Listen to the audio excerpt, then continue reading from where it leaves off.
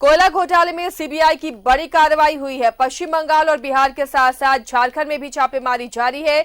CBI के सूत्रों का ये दावा है 40 से ज्यादा जगहों पर छापेमारी की जा रही है। कोल माफियाओं के खिलाफ 3 राज्यों में ये छापेमारी जारी है। सीबीआई की कोलकाता स्थित एसीबी ब्रांच ने ये मामला दर्ज किया था और बिहार, झारखंड और पश्चिम बंगाल में 20 से ज्यादा जगहों पर जो जानकारी मिल रही 40 जगहों पर यह छापेमारी की जा रही है 3 राज्यों में।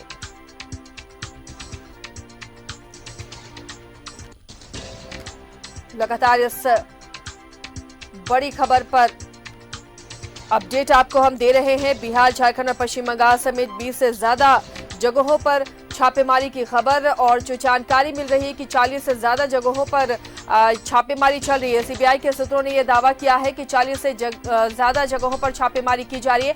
बड़ी छापेमारी इसे माना जा सकता है क्योंकि 3 राज्य शामिल हैं और 40 से ज्यादा ठिकानों पर छापेमारी की खबर। हमारे सहयोगी ऋषिकेश दिल्ली से जुड़े हुए हैं। ऋषिकेश का रुख करते हैं। ऋषिकेश, ये बड़ी कार्रवाई है, एक साथ 3 राज्यों में कार्रवाई हो रही है, वो भी 40 से ज्यादा ठिकानों में ये कार्रवाई। कहीं ना कहीं जो कोल माफिया है, पूरा जो नेक्सस है इनका, उस पर लगाम लग सकता है इस तरह की कार्रवाई होने से।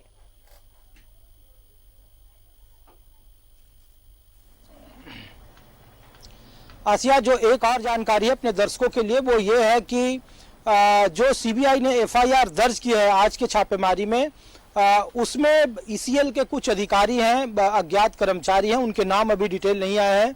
सीआईएसएफ के कुछ अधिकारी बताए जा रहे हैं जो ड्यूटी जिनकी जिम्मेदारी होती है। तो सीआईएसएफ, ईसीएल और इसके अलावा जो भारतीय रेलवे है उसके भी अधिकारी हैं कुछ उसमें शामिल और कर्मचारी। तो इन लोगों के खिलाफ भी एफआईआर और इन लोगों के खिलाफ भी जो छापेमारी चल रही है वो लगातार जारी है। एक जानकारी ये और अपडेट है कि उत्तर प्रदेश में भी सीबीआई की छापेमारी चल रही है। पहले 3 राज्य थे, अब 4 राज्य हो गए हैं।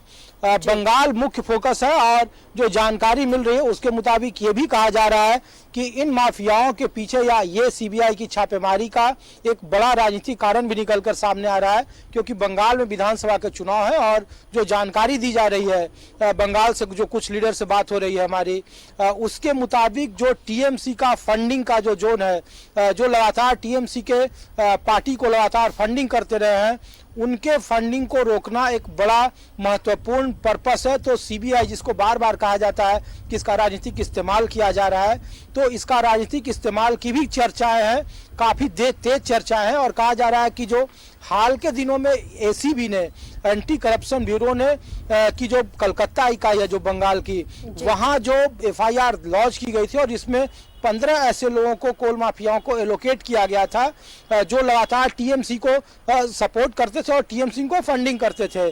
तो चूंकि चुनाव है और चुनाव के पहले टीएमसी के तमाम फंडिंग को रोकना चाहती है, उसे कमजोर करना चाहती है, ये एक इसका दूसरा पक्ष है आसिया।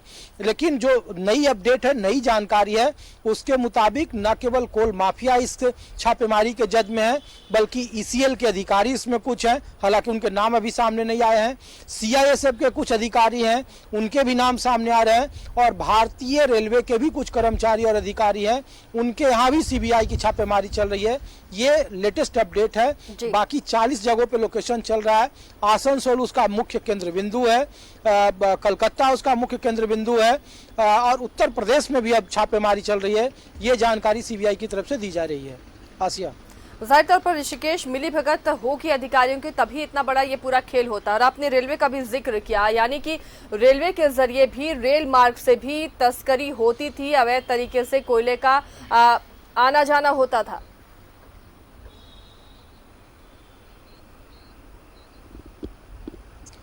आसिया, देखिए, एक जगजाहिर है कि जो ट्रांसपोर्टेशन का सबसे बड़ा जरिया है वो रेलवे है, भारतीय रेल है। और आपको याद होगा कि लगातार ये मांग उठती रही है कि कोल इंडिया का जो मुख्यालय है वो चूंकि झारखंड एक सबसे बड़ा हब है और रांची में न होकर झारखंड में न होकर उसे कोलकाता शिफ्ट किया गया और लगातार इसका मांग भी रहा है। कोल इंडिया के जो सीएमडी थे वो कोलकाता से संचालित होते थे, जितने भी एडमिन का जो सेक्शन है एडमिनिस्ट्रेशन का वो कोलकाता से संचालित होता था। तो ये एक राजनीतिक मांग रही भी थी।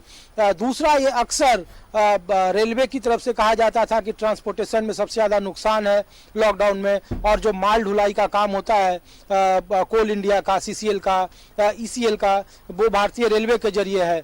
और भारतीय रेलवे के कुछ अधिकारियों और कुछ कर्मचारियों के खिलाफ अगर सीबीआई की छापेमारी चल रही है तो ये नेक्सस है। सीआईएसएफ के कुछ अधिकारी और कर्मचारी इसमें शामिल बताए जा रहे हैं, उनके खिलाफ ये छापेमारी चल रही है।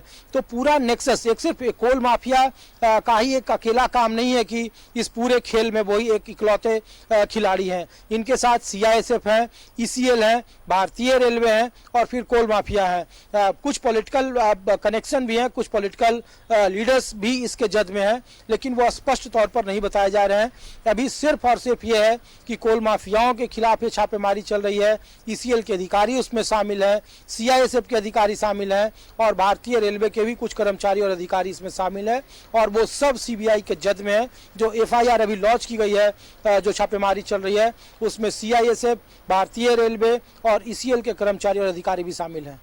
बिल्कुल, बिना शामिल हुए इतनी बड़ी तस्करी हो नहीं सकती, ये मुमकिन भी नहीं है। और किस तरह से अधिकारी मिलीभगत कर इस बड़ी तस्करी को, इस पूरे नेक्सस को संचालित करते थे, वो शायद सीबीआई की इस छापेमारी के बाद धीरे धीरे सामने आ सकता है। ऋषिकेश, आपने बताया कि बंगाल चुनाव टारगेट है, तो ये माना जाए कि अभी ये कार्रवाई आगे होती रहेगी। अगर वहां पर कोल माफियाओं को कमजोर करना है और उस फंडिंग को कमजोर करना है तो ये माना जाए कि ये छापेमारी चलती रहेगी और तार झारखंड से भी जुड़ेंगे।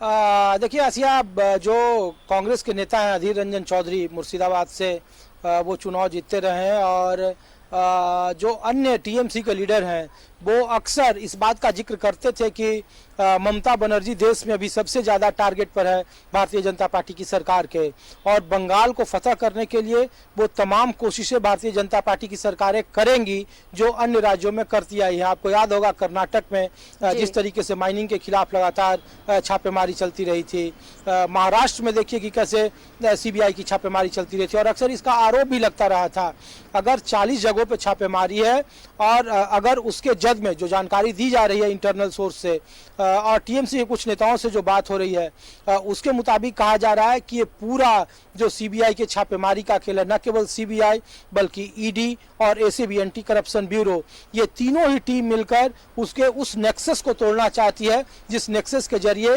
तृणमूल कांग्रेस को फंडिंग होती है। क्योंकि चुनाव सर पर है और ये चर्चाएं काफी तेज है कि हो सकता है कि पश्चिम बंगाल की सरकार तयशुदा समय से पहले विधानसभा चुनाव में जाए और इसीलिए ये एक बड़ी कोशिश है कि उसके फंडिंग को उसको रोका जाए, उसको तोड़ा जाए, उसको मरोड़ा जाए।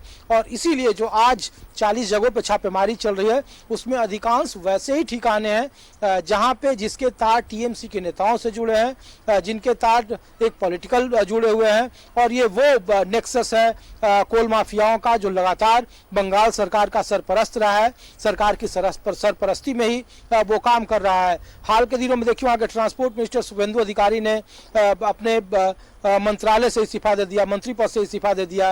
ये काफी चर्चाएं तेज है कि संभवतः वो भारतीय जनता पार्टी का दामन थामेंगे।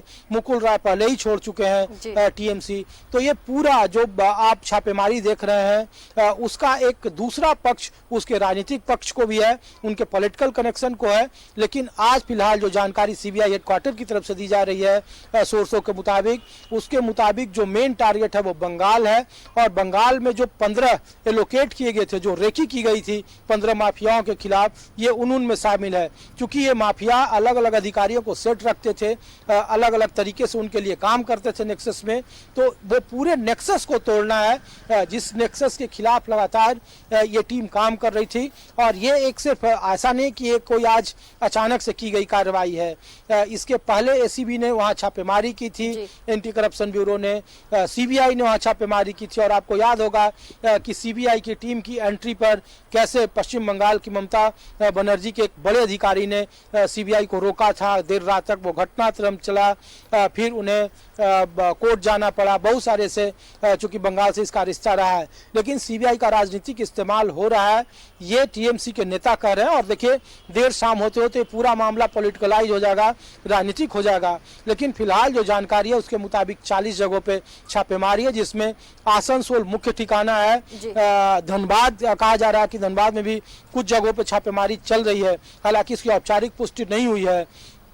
बिहार है उसका जद में, और उत्तर प्रदेश के भी कुछ जगहों पे ये छापेमारी चल रही है। तो जो सटे हुए इलाके हैं, जो बॉर्डर के इलाके हैं, वो सब जगहों पे काम हो रहे हैं। रानीगंज एक बड़ा सेंटर माना जा रहा है जहाँ पे छापेमारी चल रही है। लगातार वो खबरें भी हम दिखा चुके हैं कि किस तरह से अवैध तरीके से कोयले का ट्रक यहाँ आता था और बाय रोड ये तस्करी होती थी और सब कुछ सेफ था। बंगाल के रानीगंज से ये कोयले की खेप आती थी अवैध तरीके से और बिहार और यूपी पहुंचाई जाती थी, जिसमें सड़क झारखंड का इस्तेमाल होता था। तो कहीं ना कहीं ये चारों राज्य इस नेक्सस में शामिल हैं, इससे जुड़े हुए हैं।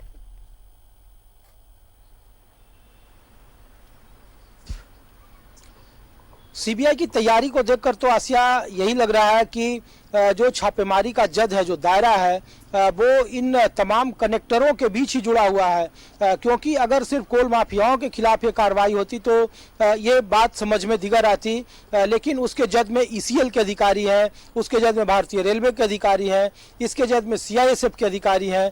तो ये एक पूरा नेक्सस है, जो जो विभाग उससे जुड़ा हुआ है, उन विभागों के कर्मचारियों पर, अधिकारियों के खिलाफ ये काम हो रहा है, उसके खिलाफ ये छापेमारी चल रही है। कंप्लीट लोकेशन नहीं बताया गया है, औपचारिक पुष्टि बीजेपी खास करके सीबीआई की तरफ से नहीं की गई है कि कौन कौन से वो लोकेशन है जहां पे उनकी छापेमारी चल रही है। लेकिन ये जरूर बताया जा रहा है कि इसमें कौन कौन से अधिकारी शामिल है, कौन कौन से उसके जद में, कौन कौन से विभाग उसमें है और कहां कहां ये कार्रवाई हो रही है। चलिए ऋषिकेश, नजर बना रखिए, अपडेट के लिए आपसे फिर जुड़ेंगे। तो ऋषिकेश दिल्ली से जानकारी दे रहे हैं कि अब 4 राज्य इसमें शामिल है। उत्तर प्रदेश भी शामिल है, बिहार, झारखंड, पश्चिम बंगाल के साथ उत्तर प्रदेश भी शामिल है, जहां पर ये कोयला नेक्सस, जो कोयला माफिया है, उनके नेक्सस को कैसे सामने लाया जाए, उन पर दबिश कैसे बनाई जाए, इसकी तैयारी की गई। और सीबीआई की छापेमारी हो रही है 40 से ज्यादा ठिकानों पर। और बंगाल का आसनसोल मेन सेंटर है जहां पर ये छापेमारी चल रही है और शाम होते होते बहुत सारी चीजें भी सामने आ जाएंगी। फिलहाल इसका राजनीतिकरण भी हो रहा है और कई तरह के आरोप प्रत्यारोप लग रहे हैं।